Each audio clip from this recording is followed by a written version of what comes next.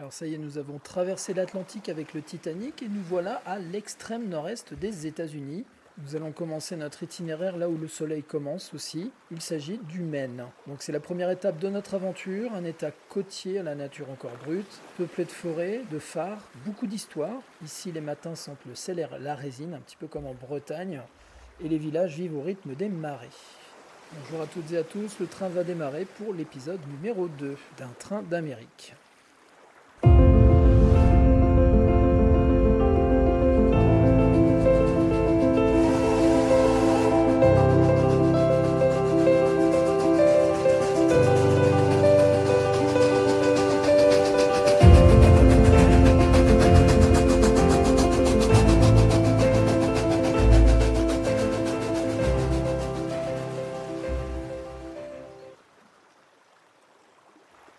Le Maine, c'est le nord-est extrême, à la frontière du Canada, bercé par l'océan Atlantique. C'est le premier État à voir le soleil se lever le matin. Il porte bien son nom, Vacation Land, le pays des vacances. Même derrière ses côtes rocheuses et ses phares majestueux, le Maine cache une histoire fondatrice, parfois méconnue. Peuplé d'abord par les peuples autochtones, notamment les Wabanaki, colonisé ensuite par les Français, puis par les Anglais. Une terre de conflit avec la guerre franco-anglaise, la guerre d'indépendance et la guerre de 1812. Le Maine a longtemps été un territoire disputé, marginal, avant de devenir le 23e État de l'Union en 1820, dans le cadre du compromis du Missouri. Alors, je reviens sur les tout débuts, avant que les colons n'y posent le pied. Le Maine était le foyer des nations Wabanaki, ce qui signifie peuple de l'aube, tribu des Penobscot, sur la rive du fleuve du même nom. On a la tribu des Passamaquoddy, proche du Nouveau-Brunswick au Canada. Une culture tournée vers la nature, la pêche, la cueillette, le respect des esprits de la forêt. Ce qui ressemble vraiment en majeure partie à la mentalité amérindienne de cette région du Nord. Aujourd'hui, les nations Wabanaki luttent pour préserver leur langue, leur terre et leurs traditions. Ce qui frappe au Maine, c'est l'immensité. Ça, c'est clair et net. Plus de 90% du territoire est couvert de forêts.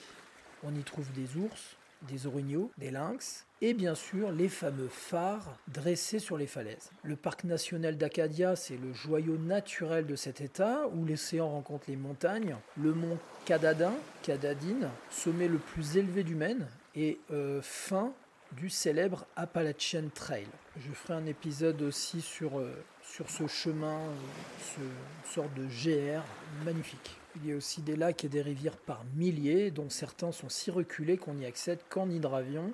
Donc vraiment le Maine, c'est une terre de silence, de contemplation, de reconnexion.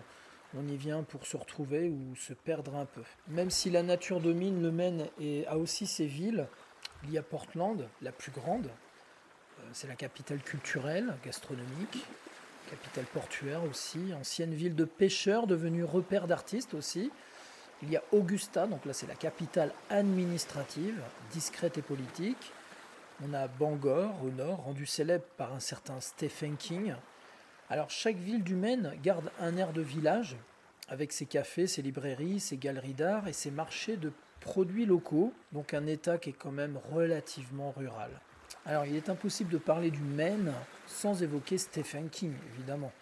Né à Portland, il vit encore à Bangor, dans une maison aussi mystérieuse que ses romans, mais je ne développerai pas aujourd'hui, car c'est le sujet d'un des épisodes qui viendra bientôt. Nous allons continuer dans la culture.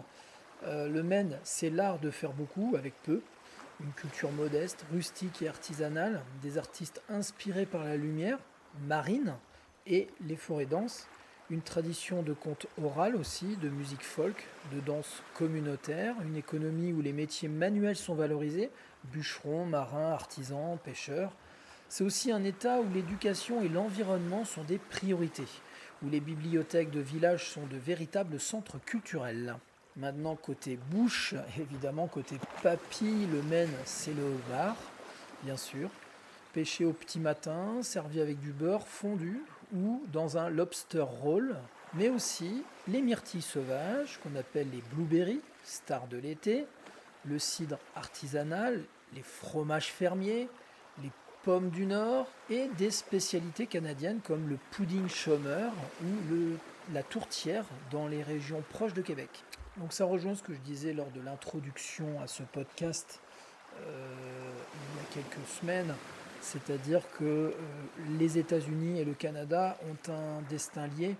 En l'occurrence, là pour le Maine, on est vraiment sur une frontière très étroite.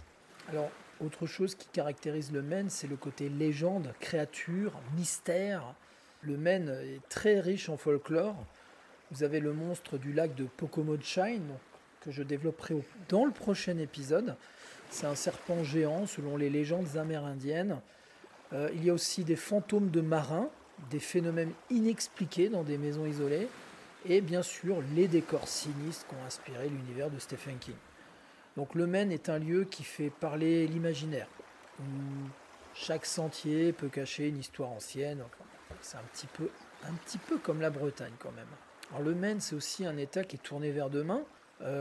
C'est un État qui se transforme, transition écologique, avec des fermes solaires, des éoliennes offshore, préservation des zones naturelles, avec les 90% de forêt, forcément il y a de quoi faire, accueil de nouveaux habitants, venus chercher une vie plus simple, plus lente, mise en valeur des savoir-faire locaux et du Made in Maine.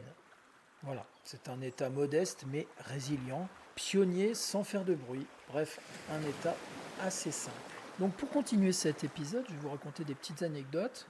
Alors le homard, au 19e siècle, le homard n'était pas du tout, mais pas du tout un mets de luxe. C'est bien au contraire, c'était considéré comme de la bouffe de pauvre, dans le terme, et servi dans les prisons ou utilisé comme engrais dans les champs. Les domestiques exigeaient même dans leurs contrats de ne pas manger plus de 2 fois par semaine. Alors, ironique, mais quand on sait qu'un lobster roll pour aujourd'hui peut coûter jusqu'à 25$. Autre petite anecdote, c'est que le Maine a failli s'appeler Ligonia. Oui, parce qu'avant de s'appeler le Maine, le territoire portait un autre nom, la province de Ligonia. Voilà, le nom d'une aristocrate anglaise. Alors cette fois, c'est un fait divers. C'est dans une forêt du Maine. En 2013, une femme nommée Géraldine Largae a disparu dans les bois du Maine alors qu'elle parcourait l'Appalachian Trail. Ce n'est que 2 ans plus tard qu'on a retrouvé son corps et son journal intime, où elle écrivait encore après des semaines de solitude. Un drame mais aussi un témoignage poignant de la beauté et de la dureté sauvage du Maine. Autre petite information assez amusante, le Maine a son Paris. Oui, la ville de Paris, située dans le comté d'Oxford. Elle a même sa petite tour Eiffel en métal, installée près d'un restaurant local. Et pour compléter le tableau, le Maine abrite aussi les villes de Naples, China, Norway et même Mexico, de quoi voyager sans quitter l'État. Alors avant de quitter cet État mystérieux, arrêtons-nous un instant sur quelques chiffres, parce que parfois une poignée de données suffit à révéler une identité. Donc c'est 1,3 million d'habitants, le Maine est pas énormément peuplé, c'est le 9e État le moins peuplé des États-Unis, mais aussi l'un des plus homogènes culturellement. 90% de forêt, c'est ce que je vous disais tout à l'heure, c'est l'État le plus boisé du pays. Imaginez plus de 17 millions d'acres de nature sauvage. Vous avez aussi le droit à 6000 lacs, 5000 rivières et une côte longue de 5600 km, ce qui est plus grand que les côtes de Californie. Alors le Maine, c'est 4 saisons bien marquées. Vous avez des hivers assez rigoureux, avec beaucoup de neige, des étés assez doux, un automne flamboyant avec évidemment des couleurs explosives qui attirent des milliers de touristes chaque année.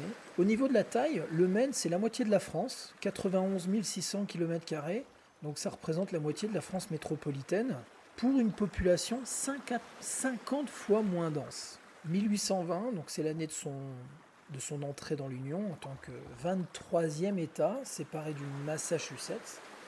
Donc oui, le Maine faisait partie du Massachusetts au tout début. Et enfin, le soleil se lève ici en premier, à Lubeck, dans le comté de Washington. C'est le point continental le plus à l'est des États-Unis. Chaque matin, l'Amérique commence ici. Merci d'avoir voyagé avec un train d'Amérique. Le train reprend sa route. Je vous dis à très bientôt pour une nouvelle histoire, une nouvelle destination. Bye bye!